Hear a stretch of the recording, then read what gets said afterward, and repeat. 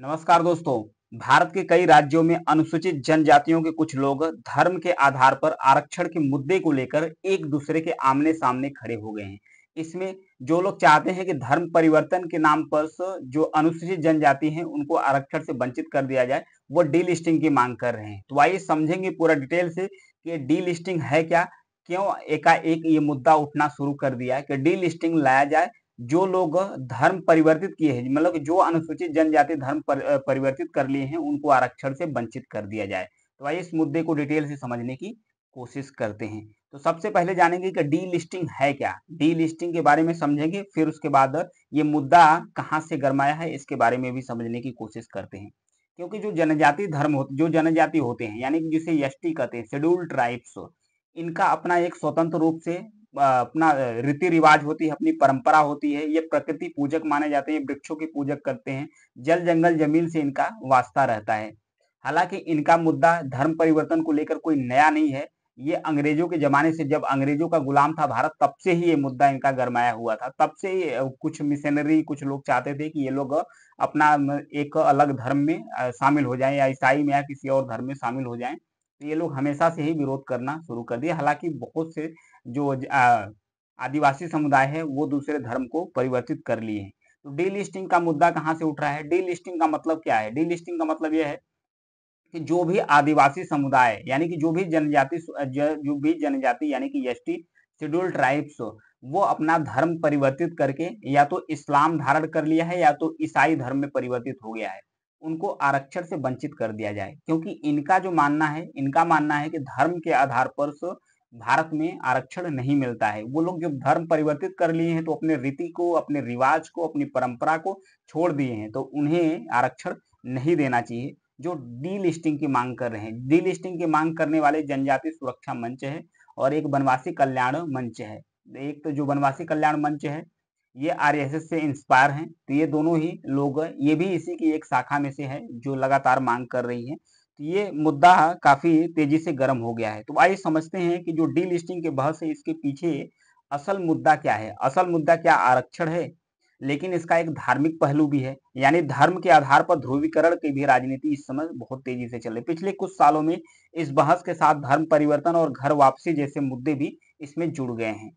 तो आइए समझते हैं कि डी लिस्टिंग की जो बहस है वो कहाँ से स्टार्ट हुई है। तो जो डी लिस्टिंग की बहस है, तो इसमें कुछ लोग जो समझते हैं कि जो हमारे समुदाय से, यानी कि जो हमारे समुदाय से लोग अलग होकर ईसाई धर्म को अपना लिए हैं, ईसाई धर्म को अपना लिए हैं, तो हमारे रीति रिवाज, संस्कृति, परंपरा को छोड़ दिए हैं और हमारी जो परंपरा, रीति रिवाज है, इसकी इज्जत भी नहीं करते हैं।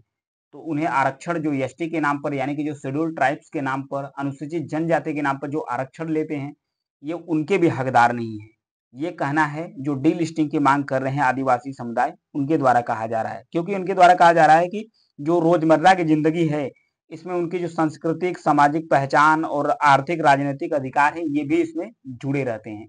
तो इन सब सारी चीजों से भी उन्हें वंचित, जबकि ये सारे परंपरा को छोड़ दिए हैं, तो वो एसटी के कैटेगरी में रहने लायक नहीं। क्योंकि संविधान में प्रावधान किया गया है कि जो अनुसूचित जनजाति है या अनुसूचित जाति है, यानी कि जो शेड्यूल कास्ट है, इसके लिए आर्टिकल 341 में प्रावधान किया गया है। 300 आर्टिकल 341 में प्रावधान किया गया है कि उनकी सुरक्षा और संरक्षा की जाएगी।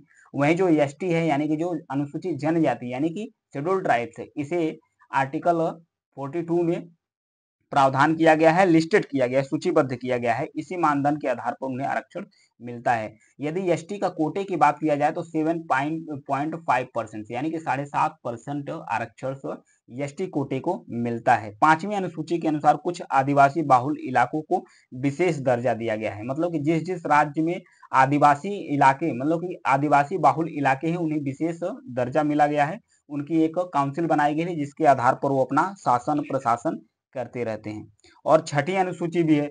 जो छठवीं अनुसूची है, ये पूर्वोत्तर के 3-4 राज्यों में लागू है। किन राज्यों में लागू है उनके बारे में समझेंगे। पहले जान लेते हैं 5वीं और छठवीं अनुसूची है क्या। एक फोकस इस पर डाल लेते हैं 5वीं और छठवीं अनुसूची के बारे में।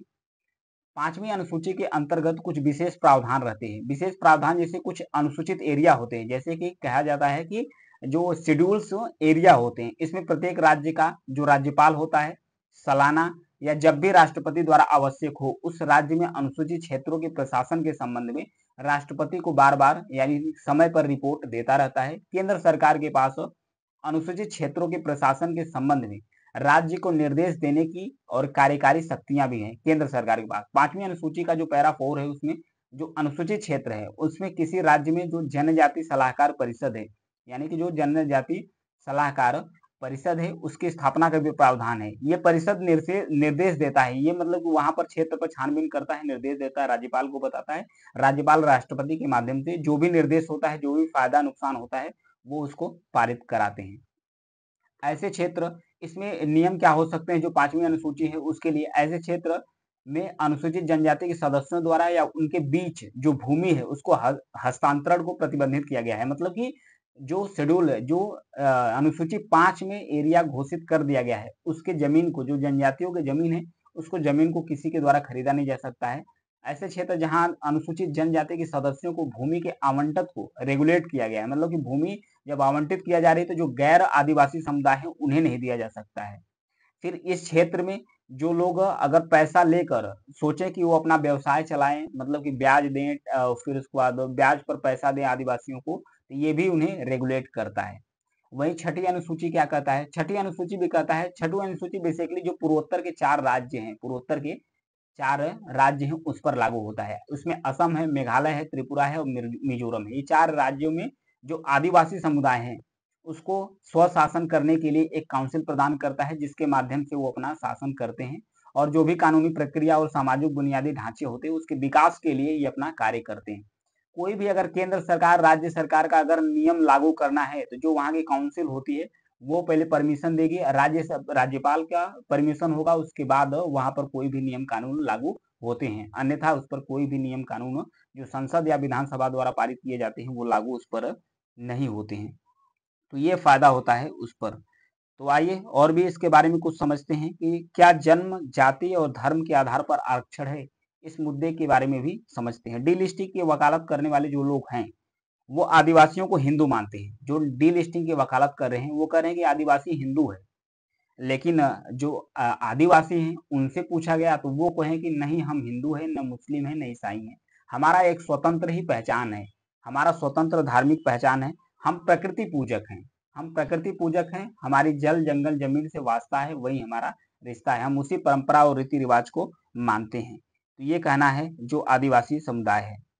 तो फिर डी लिस्टिंग, फिर उसके बाद डी लिस्टिंग का जो विरोध करने वाले हैं, जो डी लिस्टिंग की वकालत करने वाले वो तो हिंदू मानते हैं, और जो डी लिस्टिंग का विरोध करते हैं वो भी तर्क देते हैं। वो कहते हैं कि आदिवासियों का अपना स्वतंत्र धर्म रीति रिवाज है, वे अपनी पसंद के किसी भी धर्म या पूजा पद्धति को मानने के लिए फ्रीडम है, मतलब कि आजाद हैं, वो अपने तरफ से किसी भी धर्म को स्वतंत्र रूप से पूजा कर सकते हैं, मान सकते हैं, इस सब करने के लिए मतलब आजाद है।